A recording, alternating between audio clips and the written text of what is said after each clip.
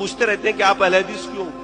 ارے میں اہل حدیث ہوا ہی نہیں تھا کبھی۔ میں نے تو دین کو جب سمجھا، جب میں نے تضاد دیکھا نا، حدیث و قرآن کا ٹکراؤ دیکھا، اور میں نے فیصلہ کر لیا اندر ہی اندر کہ میں قرآن و سنت پہ چلوں گا، صحابہ والا اسلام۔ مجھے کیا پتا تھا اہل حدیث کیا ہوتا ہے؟ ہم کو تو بچپنے سے پڑھایا گیا کہ اہل حدیث کو ساق رسول ہوتا ہے، یہودی ہوتا ہے، رسول کو مانتا ہی نہیں۔ اس لیے ہم نے کبھی جھانک کے دیکھا ہی نہیں۔ کسی اہل حدیث کو دیکھتے راستہ موڑ لیتے تھے کہ سلام نہ کرنا پڑ جائے، بھیا ان کے سلام سے نکاح ٹوٹ جاتا۔ اور یہی سکھا رکھا تھا، دھوکے میں سلام کر لیا، بیوی ہاتھ سے نکل جائے گی۔ جب ہدایت ہم کو ملی، ہم نے جب سمجھا کہ قرآن و سنت پر چلنا ہی دین ہے، ہم نے چپکے سے استعفا دیا، گھر پہنچ گئے۔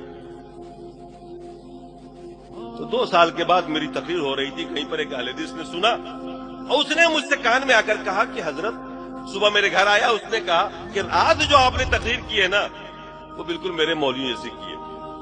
تب دل میں خیال آیا اس کے مولوی کو بھی آزما کے دیکھیں، اور دیکھا، اور تب پتہ چلا کہ یار ہم تو اہل حدیث ہو گئے۔ یہ اہل حدیث ہونے کے کئی سال بعد مجھے پتہ چلا کہ میں تو اہل حدیث ہو گیا، ورنہ تو ہم ڈر کے، مطلب جیسے ہوتا ہے نا کہ ہماری یہاں ایک کہاوت ہے کہ دودھ کا جلا چھاچھ کو بھی پھونک کے پیتا۔ دودھ سے کسی دن منہ جل جائے نا بلی کا، تو چھاچھ کو بھی پیے گا، تو پھونک پھونک کے پیے گا، کہیں یہ بھی نہ جلا دے۔ تو ہم تو اتنا حساس ہو گئے تھے کہ ہم تو ایک ایک چیز سوچ سمجھ کر کرتے تھے، قرآن و سنت کو دیکھتے تھے، اور ہم باقاعدہ تجربے کے لیے ان کے بیچ میں گئے۔ احمدیہ سلفیہ ایک مرتبہ گئے صرف یہ دیکھنے کے لیے کہ یہ لوگ نماز کیسے پڑھتے ہیں۔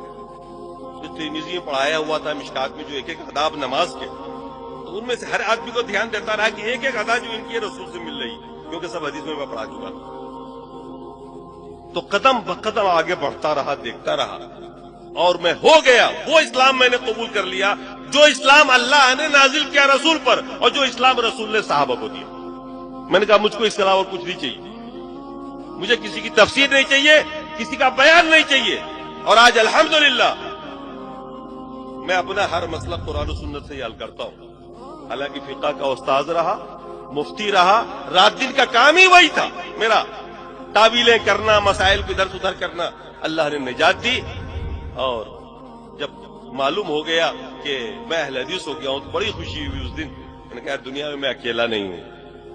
اس سے پہلے سب سے زیادہ غم جو تھا مجھے وہ یہ تھا کہ میں اکیلا ہوں، کوئی ساتھی نہیں ہے۔ مجھے کیا پتا تھا کہ اتنی بڑی جماعت ہر جگہ پر راہ حق پہ چلنے والی جماعت ہے، نجات پانے والی جماعت ہے، قرآن و سنت پر چلنے والی جماعت ہے۔ یہ ہمیں علم نہیں تھا، اور اس کی وجہ یہ تھی کہ ہم آپ سے دور تھے، اور دور اس لیے تھے کہ ہمارے لوگوں نے یہ سکھا رکھا تھا کہ ان کے پاس مت بیٹھنا۔ اور جب ہوئے، اللہ نے ہدایت دی، کھلے، تو پھر مصیبتوں کے پہاڑ ٹوٹے۔ آج تک میرے اوپر سوشل بائی کارڈ ہے، لیکن میں نے کہا کوئی پرواہ نہیں، جنت ملے گی نا، ادھر کی گارنٹی ہے نا، ہو گیا، روزی کا مالک اللہ ہے۔ اللہ نے قرآن میں فرمایا وَمَا مِن دَابَّةٍ فِي الْأَرْضِ إِلَّا وَعَلَى اللَّهِ رِزْقُهَا۔ دنیا میں جتنی بھی جاندار چیزیں، روزی کا ذمہ اللہ نے کہا میرا، اللہ نے کہا نا، ذمہ لیا نا اس نے۔ آپ کی جنت کی ذمہ داری لیے کیا؟ آپ کی جنت کی بھی لیے کیا؟ لیے کیا کہ تو جنت میں ہر حال میں ڈال دوں گا؟ نہیں نہ لیے۔ اس کی فکر کرو جس کی نہیں لی ہے، اس کی فکر کیوں کر رہے ہو جس کی نہیں رکھی؟ تو روزی کی ذمہ داری اس کے اوپر۔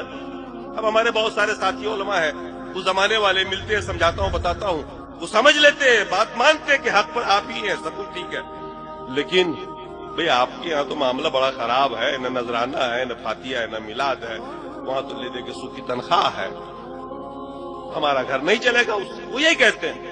میں نے کہا ابھی تم مومن نہیں ہو، تم نے اللہ کو رزاق نہیں جانا، تم نے ان کو رزاق جانا ہوا ہے۔ میں نے کہا علماء اہل حدیث کو کم موٹے نہیں ہوتے ہیں، وہ بھی کھاتے ہیں، اور عوامی ماشاءاللہ خوب کھا رہی ہے، اللہ کا روزی دیا ہوا ہوتا ہے۔ میں نے کہا ڈرو مت، اگر واقعی اللہ سے محبت کرتے ہو تو اللہ کے قرآن کو پڑھو، رسول کی حدیث کو پڑھو، اور آ جاؤ میدان میں، چل پڑو اس کے اوپر۔ کسی ملامت کرنے والے کی ملامت کی پرواہ مت کرو۔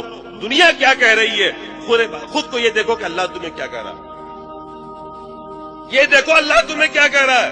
دنیا والے کہہ رہے تھے ابراہیم کو، کیا کہتے تھے ابراہیم کے بارے میں؟ کیا کہا انہوں نے جب حضرت ابراہیم نے ان کے وہ توڑا تھا نا، कहा कि फतन, एक नौजवान है जो ऐसा ऐसा बोल रहा था, फतन कुरान में आया। लेकिन अल्लाह ने क्या कहा इब्राहिम को? काना उम्मतन, अकेले इब्राहिम को क्या कहा? उम्मत का। अकेले इब्राहिम अलैहिस्सलाम को क्या कहा? लोगों की निगाहें क्या देख रही थी? इब्राहिम एक जवान है अकेला, लेकिन अल्लाह क्या देख रहा था? इब्राहिम अलैहिस्सलाम को उम्मत। खुद को आप अल्लाह की निगाह से देखना सीखिए कि अल्लाह ताला आपके बारे में क्या कह रहा है, रसूल क्या कह रहे हैं, आपके बारे में क्या चर्चे हैं आसमान पर। ये मत देखिए कि जमीन पर आपके बारे में क्या चर्चे हैं। जन्नत उधर से मिलनी है, रोजी वहां से मिलनी है। समाज को न देखिए, रिश्तेदारों को मत देखिए, ये सबसे बड़ी रुकावटें हैं। यही रुकावटें मुशरिकीन मक्का के सामने में भी थी।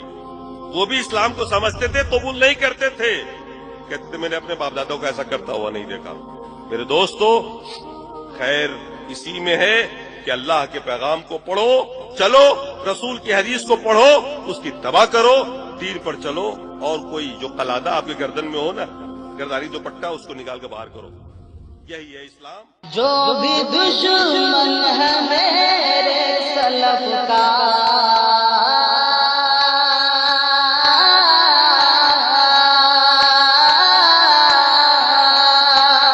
जो भी दुश्मन है मेरे सलफ का, जल रहा था जला है जलेगा, मसलके सल्फियत का शरारा,